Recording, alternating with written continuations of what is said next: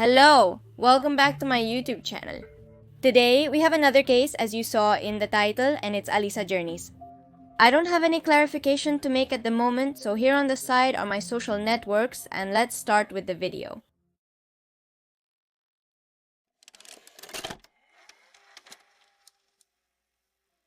Actually, I do want to make a presentation that is directly related to the case, and that is that this story was not treated with the attention it deserved. At the time, some reports were made, let's say minimal attention was paid, but the police did not get involved, and you will see why. So the case was directly left cold, and it remained so for many years until now. Alisa's sister Sarah is communicating with YouTubers to spread the story. In fact, there are several channels that have interviews with her, and I will be leaving a link below to the Lord and Arts channel, which I already recommended on this same channel before, so that you better understand the context of the story, since there are things that I cannot explain to you during this video, since I try not to make the videos too long, and well, that interview lasts about an hour. I want to emphasize then that this platform is paying attention to cases that were lost in time. And this one isn't even that far away. That is, it happened in 2001, so imagine if it weren't for Alisa's sister, all this information would still be lost out there. Even more so having the familiar perspective that she has regarding this case. So without further ado, I hope you enjoy the investigation, and please pay attention, as there are some details here and there that don't have a very specific order. The person you're seeing right now is Alisa Turney. At the time of the events, she was a 17-year-old teenager, born on April 3rd, 1984. Her parents were Mike Turney and Barbara Turney.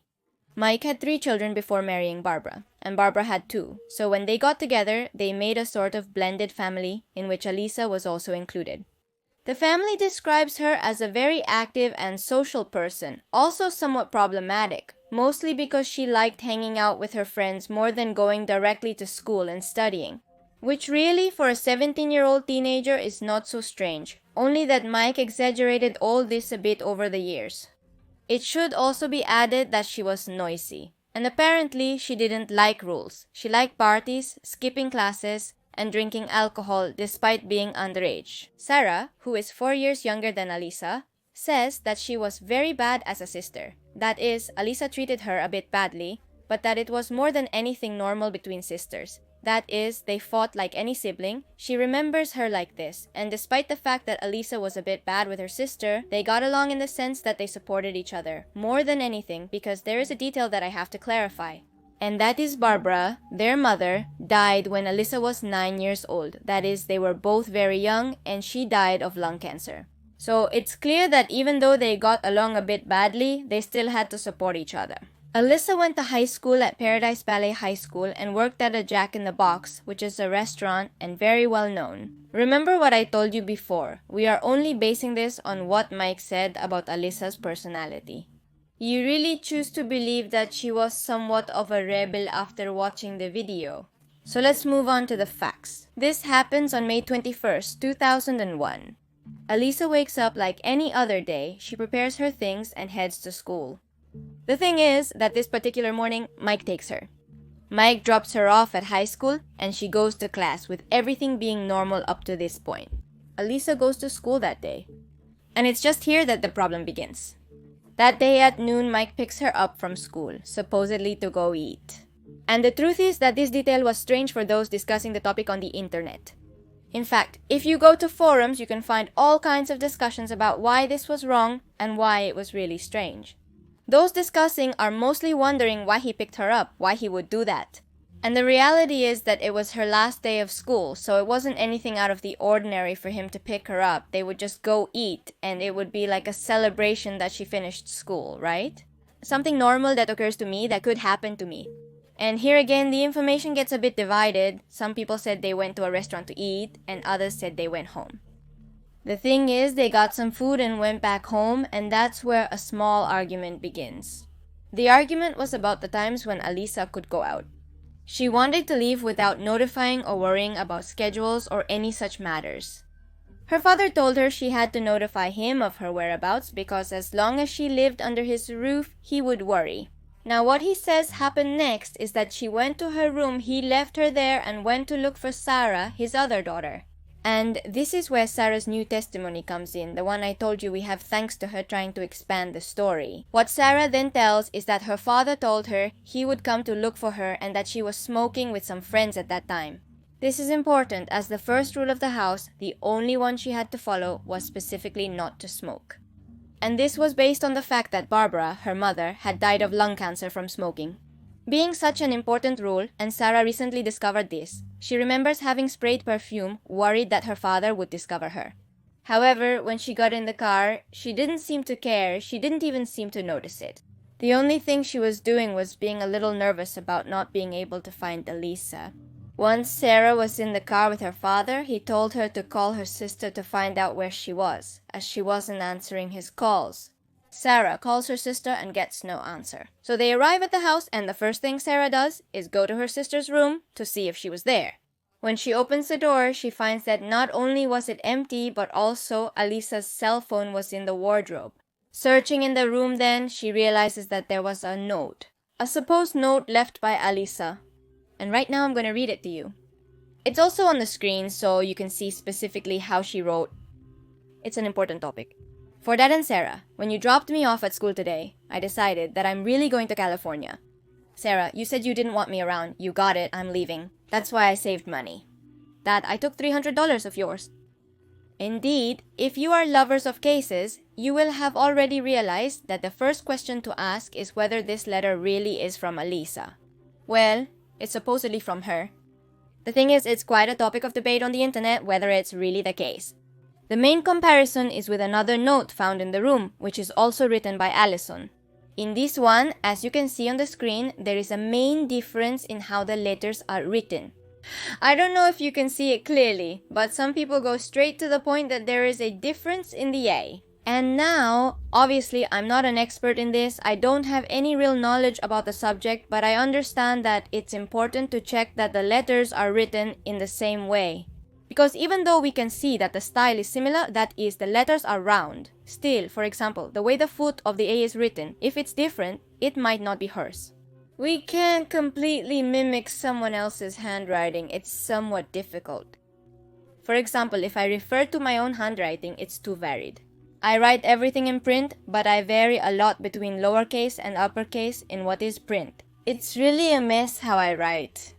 I write the letters A and R inconsistently, alternating between lowercase and uppercase, regardless of whether I actually need an uppercase or lowercase letter.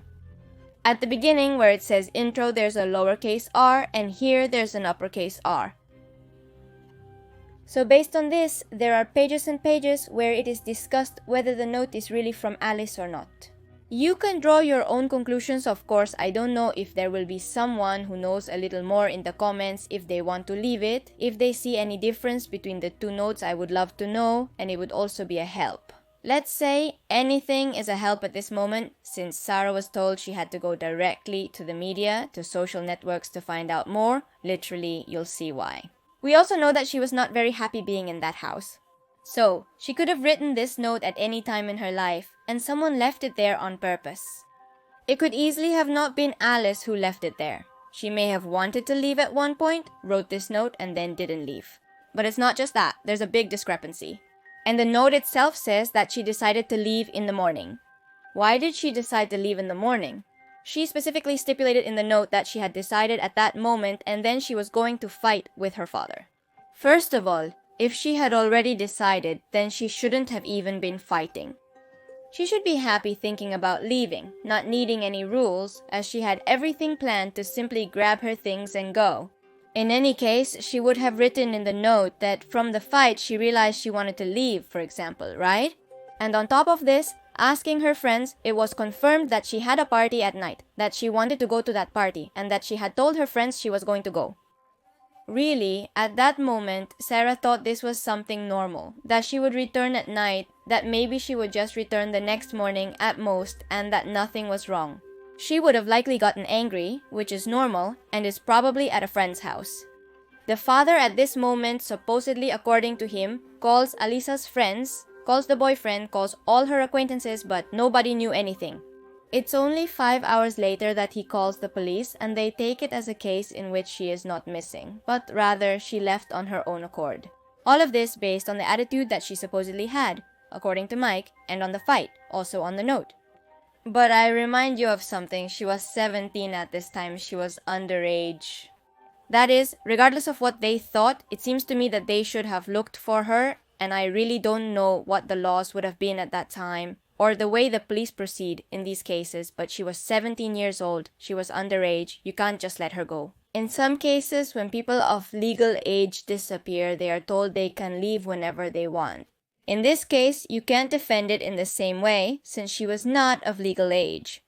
Add to this that Alisa at that time had quite a bit of money in the bank. She had $1,800 which she had saved. Also, as the note says, she had her own money even though she borrowed $300. The thing is, at the bank where she had the $1,800, no one had made any transactions. No one had withdrawn money, and it seems that no one ever withdrew anything again. There was no activity for years. If she was going to run away, why didn't she take all that money before? Why did she leave all her savings there? Did she leave with $300 from her father and survive all this time like that? If the idea was to leave and not get caught, she obviously wasn't going to be pulling money out of nowhere in the middle of the escape. But before that, yes, she could take it all out completely. Even a few hours after leaving. And that's when Sarah points out that there was a significant difference between her relationship with Mike and Mike's relationship with Alisa. Let's say that Sarah was like the favorite, the one who had everything right, the one who had no rules to follow other than not smoking, which she broke anyway. Alisa faced numerous obstacles. It seems like Mike had some sort of obsession with her because he wasn't even a father who took care of her anymore. He absolutely spoiled Sarah and Alisa. All he did was watch her, but by watch her, I mean literally follow her every step. He would even go to her workplace to check that she was there. He would go to watch her work. It also stands out that there was a significant difference between Sarah's 17 years and Alisa's 17 years. At that age, Sarah could go out with her friends, she could go drinking, she could be with her boyfriend inside the house. Really, and I mean it, she was like the favorite. Since Alisa was never allowed any of those things, Sarah even says that Mike gave her a freezer, a mini freezer full of beer. And we're saying, well, it's okay, Alisa wasn't allowed to drink, she was 17 years old. Obviously, you wouldn't let your underage child drink, but you can see the big difference between the two. Alisa wasn't allowed anything and Sarah was always allowed everything. Alisa had a boyfriend at that time, and he later came out to declare that she had told him she had been abused. She confessed that one day, Mike picked her up from school early, took her to an empty place, and there he abused her. If this were the only testimony, we would conclude the boyfriend merely wanted attention and nothing else. But it's not like that. Alisa's former teacher also said the same thing. She said that at some point, she had mentioned something of that style when she was younger. Some of her friends also said that she had told them something like that she had told them she had been abused. None of these people reported the incident, but what we can say is that if so many people knew about this, we can directly start to speculate. I would consider it more truth than lie. Although I can't affirm anything, nor am I going to affirm anything. I'm just telling you the speculations that are in the interviews that I know were done to him. Mike says that he was the one who took care of everything, the one who took care of looking for his daughter. Also says that a week after the disappearance, around 5 a.m. in the morning, a call came to the house that he answered half asleep, and that on the call it was Allison. Allison started to talk to him, started to insult him, and then hung up. He also says that he called the police to ask if that call could be traced, and they told him no. I suppose all of this must have brought you doubts, but there are still worse things to come. On one occasion, Mike's nephew, David, stayed for 6 months at the house, and it turns out that one day when he was coming back from work quite late, everyone was already asleep, and he decided that he would watch a video home system tape. I suppose hoping it would be a normal movie. So he grabbed one of those tapes that said Dr. Dolittle, like the movie, and he came across something quite strange. When he started playing the tape, he realized that it was mostly homemade and that there was a girl lying on a couch wearing only shorts. That was all she was wearing. In the same tape, Mike appeared covering his face with a newspaper.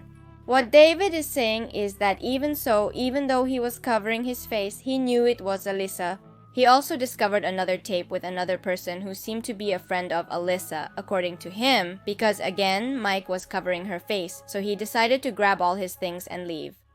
He just left without saying a word. Mike was obviously asked about this. They asked him if David really had discovered tapes that disturbed him to the point of wanting to leave.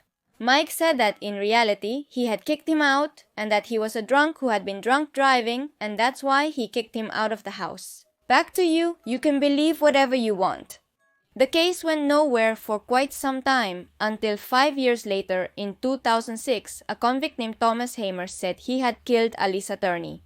This person's history is that he had been convicted of killing a girl and had already spent 3 years in prison. But it's not just that, he had also confessed to killing other girls and among them was J.C. Lee Dugard.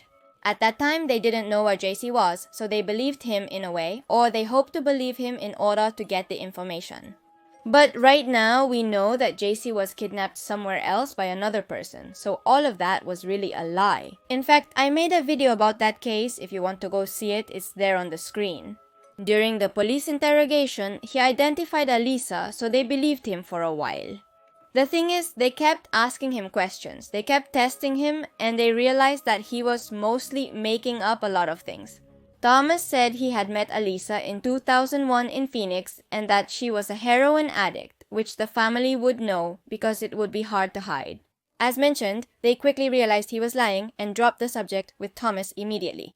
The thing is, after 5 years, they had started to act. The police were finally interested in the case.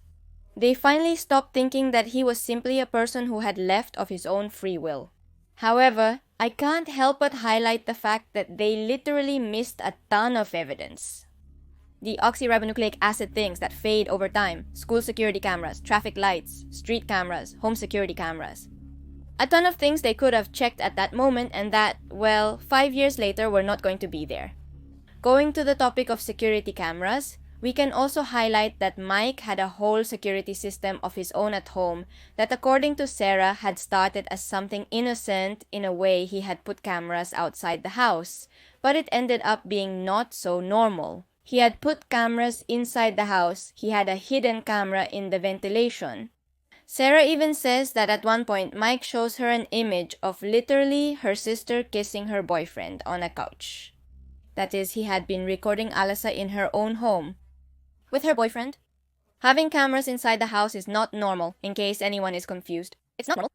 The normal thing is to have cameras at the entrance, in the garage, in the yard. Not inside the house, and even less directly pointing at rooms or specific places like a couch. Apart from this, it should also be clarified that Mike recorded all the calls that came to the house. He had a whole automated system to record the calls. And after Alisa's disappearance, Sarah moved to another room in the house where she had full control of the cameras. Mike gave it to her, and when she told him to remove the camera that was in the vent, he did it. He also gave her a detector to know if there was surveillance near her. If you're curious, you might wonder what happened to the cameras the day of the disappearance. There were cameras inside the house, so you could see the fight, you could see Alisa going to her room, etc. Mike said the first time he was asked that the cameras were not turned on that day.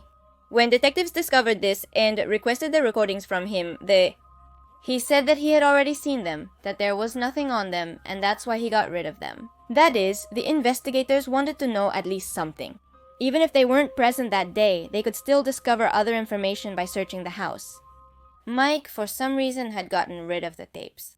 Mike Turney was a deputy in the 70s, and this is important to mention, as many people speculate that he would know a lot about how these cases work, how some laws work, how it works to simply make a person disappear. As I said before, calls from the house were automatically recorded, so they also wondered where the call that was supposedly made to Lisa at 5 a.m. was, where she was insulting Mike. Mike refused to show up.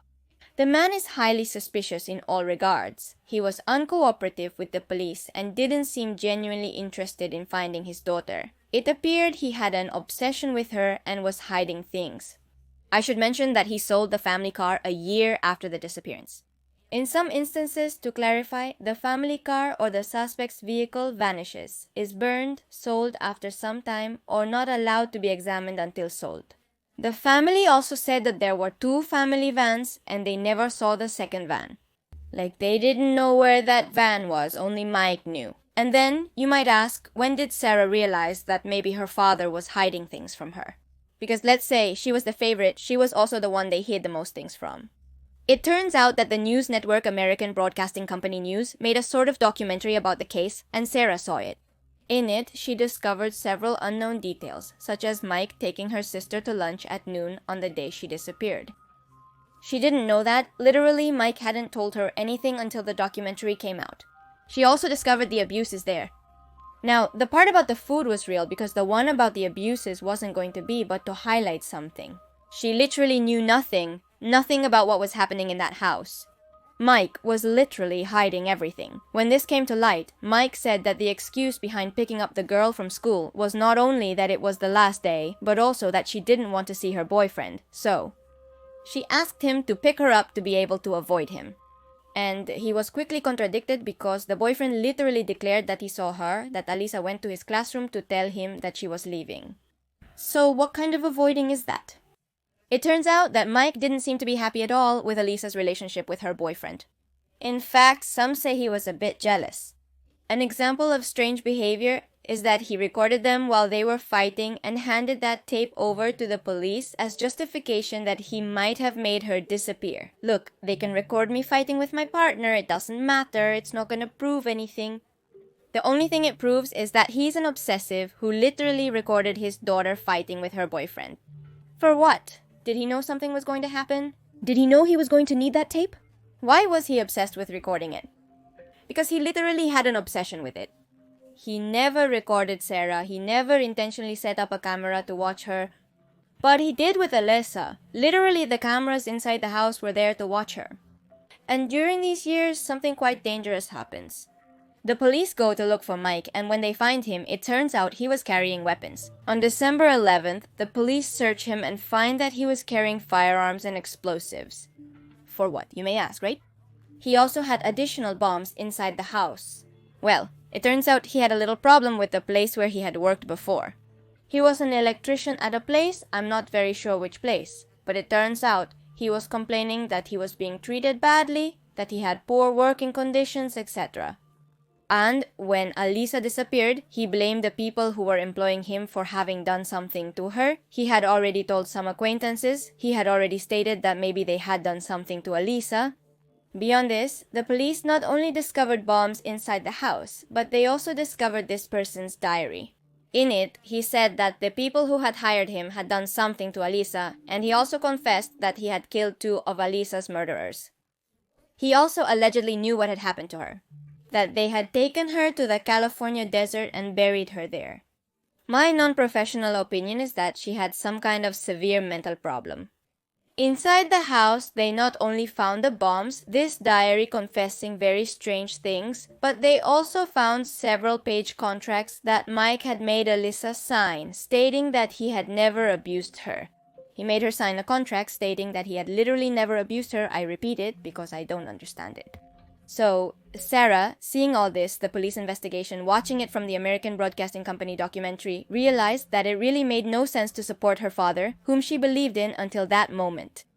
There's also the fact that he had previously expressed that he got along very badly with the people who had hired him, that he even received threats over the phone. So, on that side, she believed him until she suddenly saw the American Broadcasting Company thing. She definitely thought he had done something to her sister.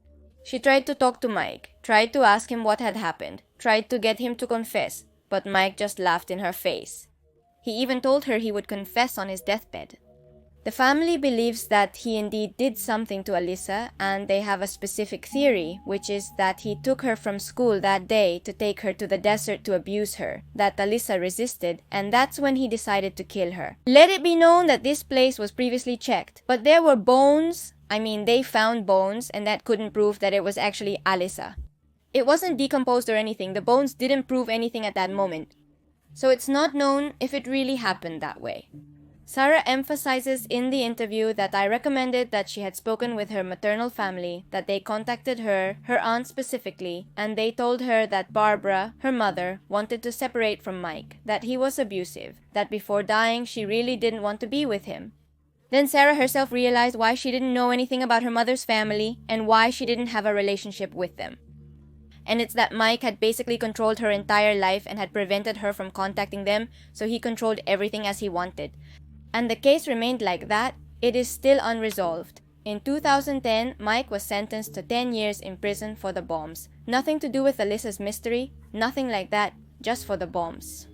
Literally, for now, there is no more information than what Alisa's sister can give us. As I said before on the Lord and Arts channel that is down in the description will be everything he asked her, the Skype call, everything you want to know. He also presented the case in parts, calmly explaining his theories and perspective. You can go see it if you want. And here the case ends for the moment. I suppose that maybe on some occasion within who knows how much time we can make an update.